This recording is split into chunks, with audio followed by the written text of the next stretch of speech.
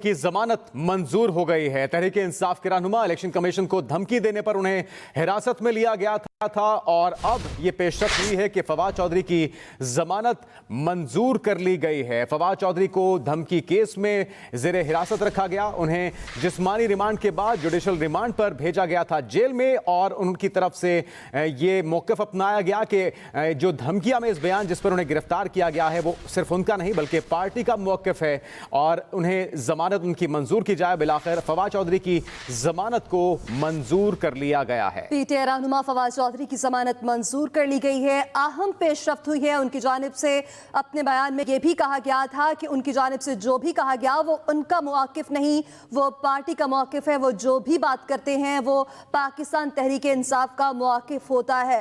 PTI रहनुमा फवाद चौधरी की जमानत मंजूर कर ली गई है जिन्हें इलेक्शन कमीशन को धमकी केस में हिरासत में लिया गया था। साकिब बशीर हमारे नुमाइंदे उनसे मजीद तफसीलात जानते हैं। साकिब, जमानत मंजूर कर ली गई फवाद चौधरी की?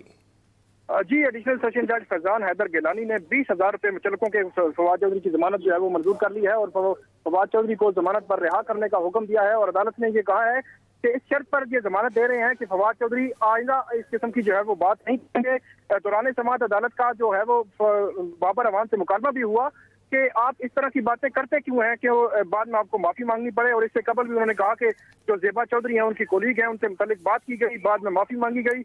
उसके बाद जो इलेक्शन कमीशन के वकील हैं और प्रोसिक्यूशन ने इस केस में ये अदालत से सदा की थी फवाद चौधरी को जमानत मंजूर ना की जाए, लेकिन बाबर अवान की जानिब से अदालत को कहा गया कि ये फर्दर इंक्वायरी का केस है, इसमें जो इल्जामात लगाए गए हैं बगावत का जो है वो केस नहीं बनता। इसके अलावा उन्होंने कहा कि इलेक्शन कमीशन जो है वो रियासत नहीं है।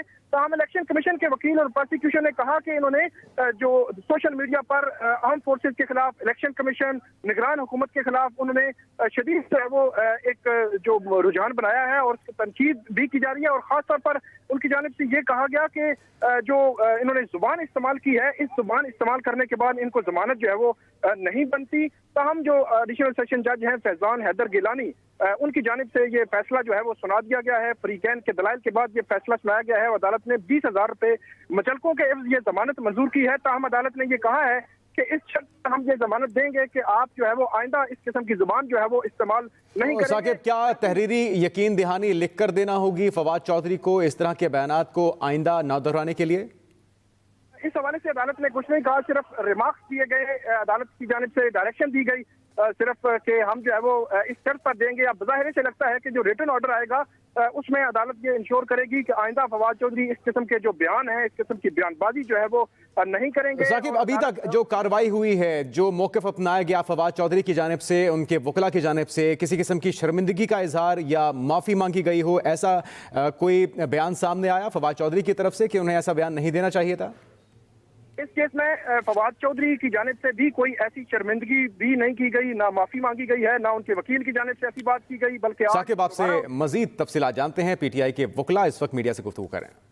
फर्दन मशकूर हूँ। मेरे पास ऐसे अल्फाज नहीं हैं